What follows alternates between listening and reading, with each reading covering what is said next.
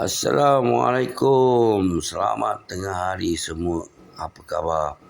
Okey, ini berita kita yang ketiga. Tadi kita berita tentang di Robotino, kampung Robotino. Sekarang kita bercerita tentang bandar di Kupians. Askar Rusia berjaya mendapatkan bukit di luar bandar Kupians sekarang. Dan belum ada berita yang askar Rusia akan menyerang Kupians. Dan ada berita juga Rusia dah mendapatkan kampung Sinkovka berdekatan dengan bandar Kupians. Dan kalau anda nak tahu, bandar Kupians ni dibagikan kepada dua kawasan. Tengah-tengah bandar Kupians ni ada sungai. Nama dia Sungai Oscar River.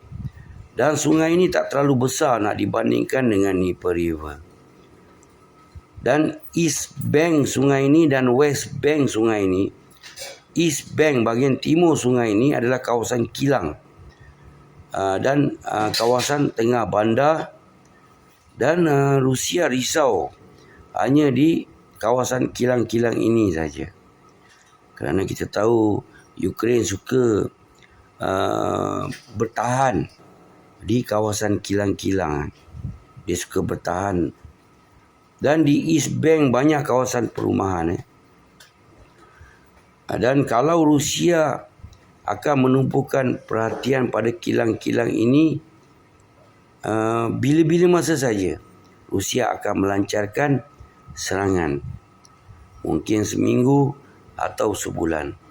Saya rasa lebih cepat mereka akan melancarkan serangan di kawasan kilang-kilang ini.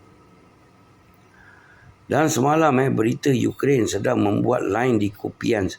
Dan sekarang Ukraine pun sedang membuat line di Kupians untuk mempertahankan bandar Kupians ni. Ada 2 brigade Ukraine ada. Dan 2 brigade ini telah berkurangan kepada 1,500 askar dan sedikit saja infanteri yang mereka ada. Maknanya mereka lemah di kawasan Kupians ini, askar Ukraine.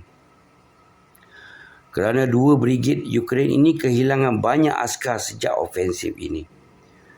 Dan Ukraine tak menyangka dan terperanjat dengan ofensif Rusia di Kupians ini. Dan Ukraine belum pun sempat untuk memberi laluan kepada brigade, memberi bantuan kepada brigade di Kupians ini.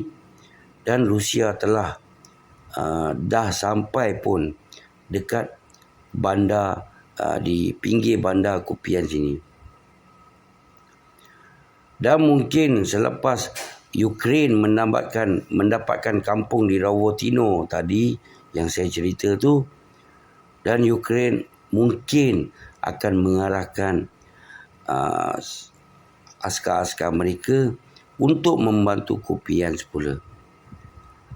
Dan adakah kemenangan di kampung yang Ukraine hadiahkan rakyatnya untuk menyambut hari kemerdekaan Ukraine, dan Ukraine sanggup kehilangan sebuah bandar yang agak besar. Sebab itulah banyak orang protes.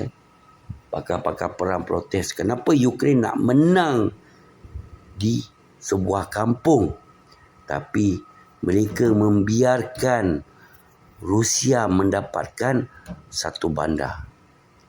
Ini pakar-pakar perang katakan ini kelemahan Ukraine yang tak masuk akal.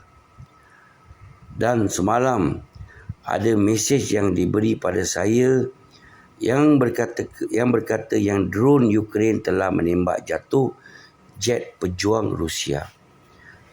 Sejak saya mengikuti perang ini, belum lagi saya dengar Ukraine drone mengebom jet pejuang Rusia.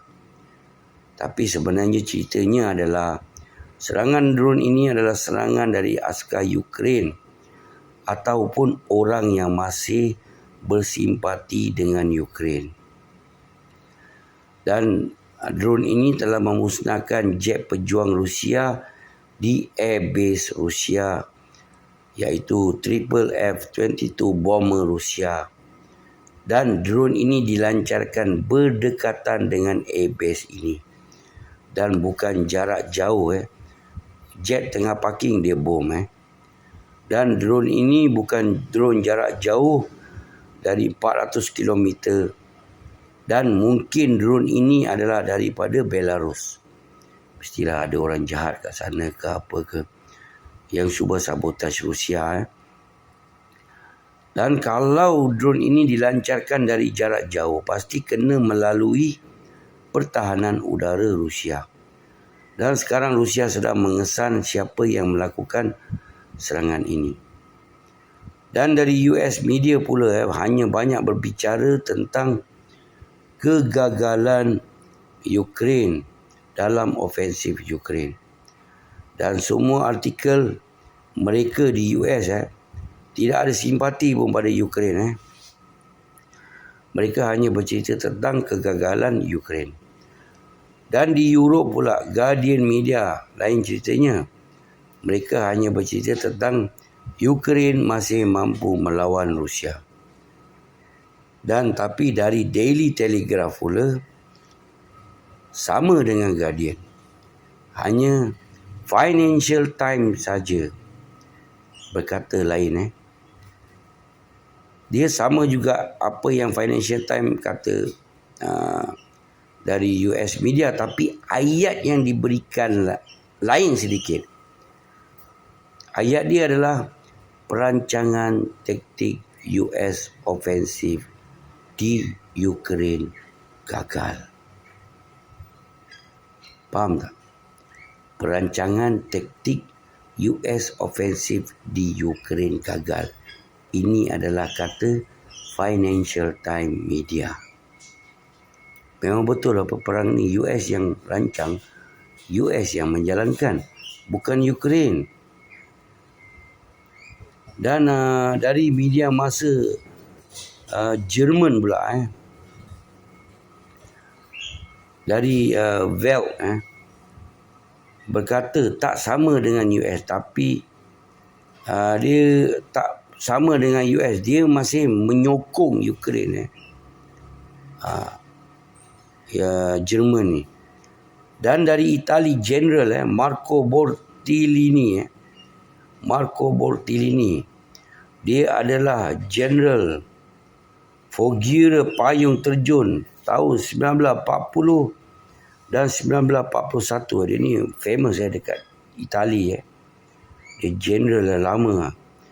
Dia kata yang Ukraine, kemenangan Ukraine hanya akan dapat kalau duduk di meja rundingan. Dan sekarang Rusia terlalu padu dan Rusia makin banyak mendapatkan tempat. Dan Rusia tidak akan tunduk selagi Ukraine nak join NATO. Dan hanya meja rundingan dapat selamatkan Ukraine. Dan berita komen General Bortolini ini tidak dapat banyak pendedahan di media masa antarabangsa kerana mereka masih menyokong perang di Ukraine ini. Dan cakap-cakap orang yang macam general ni memang tak laku dalam dunia. Seperti saya lah. Kan? Okeylah, ini saja berita untuk hari ini. Assalamualaikum. Jangan lupa support channel abang. Belanja abang give. Yura everybody.